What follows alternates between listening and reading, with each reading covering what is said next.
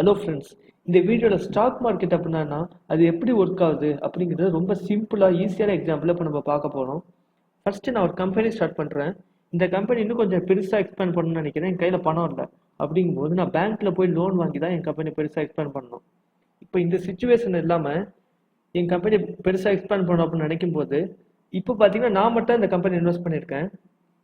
இப்போ இந்த கம்பெனி பார்த்தீங்கன்னா பிரைவேட் கம்பெனி, எனக்கு மட்டும் தான் இந்த கம்பெனியில் உரிமை இருக்கு. இப்போ பிரைவேட் கம்பெனியாக இருக்கிற என் கம்பெனியை பப்ளிக் லிமிடெட் நான் சேஞ்ச் பண்ணிட்டேன் அப்படின்னா பப்ளிக் யார் வேணாலும் என் கம்பெனி வந்து இன்வெஸ்ட் பண்ணலாம். அப்படி நிறைய பேர் எங்கள் பப்ளிக் வந்து என் கம்பெனி இன்வெஸ்ட் பண்ணும்போது எனக்கு நிறைய பணம் கிடைக்கும். அந்த பணத்தை வச்சு என் கம்பெனி நான் பெருசாக எக்ஸ்பேண்ட் பண்ணலாம். இது எப்படி நடக்கும்னு பார்த்தீங்கன்னா ஃபர்ஸ்ட் என் கம்பெனி வந்து பிரைவேட் கம்பெனியாக இருக்கு. நான் பப்ளிக் லிமிடெடாக சேஞ்ச் பண்ணதுக்கப்புறம் இந்த கம்பெனி வந்து ஷேர்ஸாக டிவைட் பண்ணிடுவாங்க. என் கம்பெனி ஷேர்ஸாக டிவைட் ஆனதுக்கப்புறம் இந்த கம்பெனிக்கு வந்து ஒரு ரேட் ஃபிக்ஸ் பண்ணுவாங்க.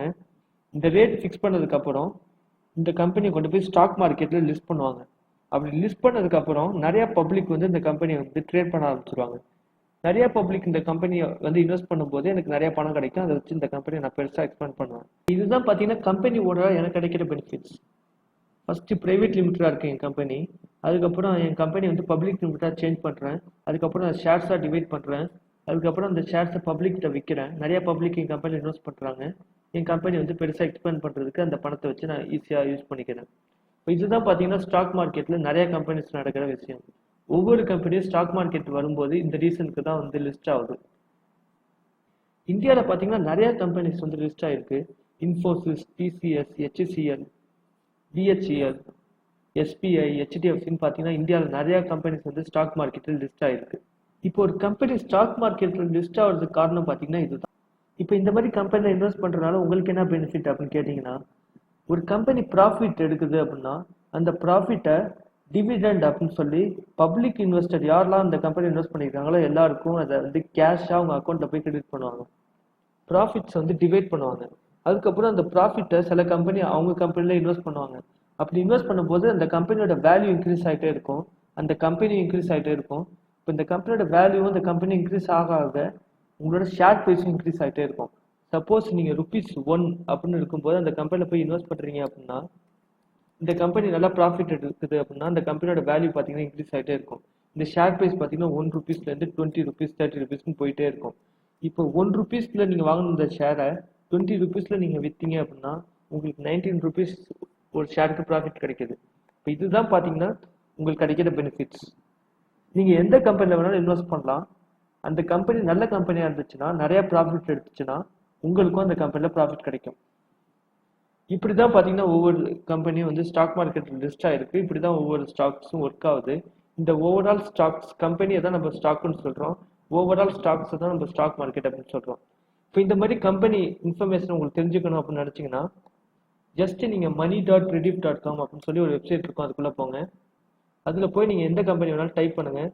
இன்ஃபோசிஸ் அப்படின்னு டைப் பண்ணிங்கன்னா இன்ஃபோசிஸோட ஷேர் ப்ரைஸ் இதில் டிஸ்பிளே ஆகும். இப்போ இந்த ஷேர் ப்ரைஸ் வந்து எப்படி சேஞ்ச் ஆகுது அப்படின்னு பார்த்தீங்கன்னா daily buyers and sellers all over the world இருப்பாங்க. இப்போ இன்ஃபோசிஸை யாரெல்லாம் வாங்கணும்னு நினைக்கிறாங்களோ அவங்களாம் வாங்குவாங்க. நிறைய பேர் வாங்க இந்த ஷேரோட ப்ரைஸ் இன்க்ரீஸ் ஆகிட்டே இருக்கும். அதே சமயம் நிறைய பேர் விற்க இந்த ஷேரோட ப்ரைஸ் இறங்கிக்கிட்டே வரும். BSE NSE இருக்குது பார்த்தீங்களா, இதுதான் வந்து ஸ்டாக் எக்ஸ்சேஞ்ச். இந்த ஸ்டாக் எக்ஸ்சேஞ்சை தான் நம்ம ஸ்டாக் மார்க்கெட் அப்படின்னு சொல்கிறோம். இந்த ஸ்டாக் எக்ஸ்சேஞ்ச் எப்படி ஃபார்ம் ஆச்சுன்னு பார்த்தீங்கன்னா கவர்மெண்ட்டோட ஹெல்ப்போட தான் ஃபார்ம் ஆச்சு. அதனால எந்த வித ஸ்கேம்ஸோ தெஃப்டோ நடக்கிறதுக்கு நமக்கு வாய்ப்பு இல்லை. இது வந்து கவர்மெண்ட் ரெகுலேட்டரியோட ஹெல்ப்போட தான் வந்து ரன் ஆகிட்டு இருக்கு.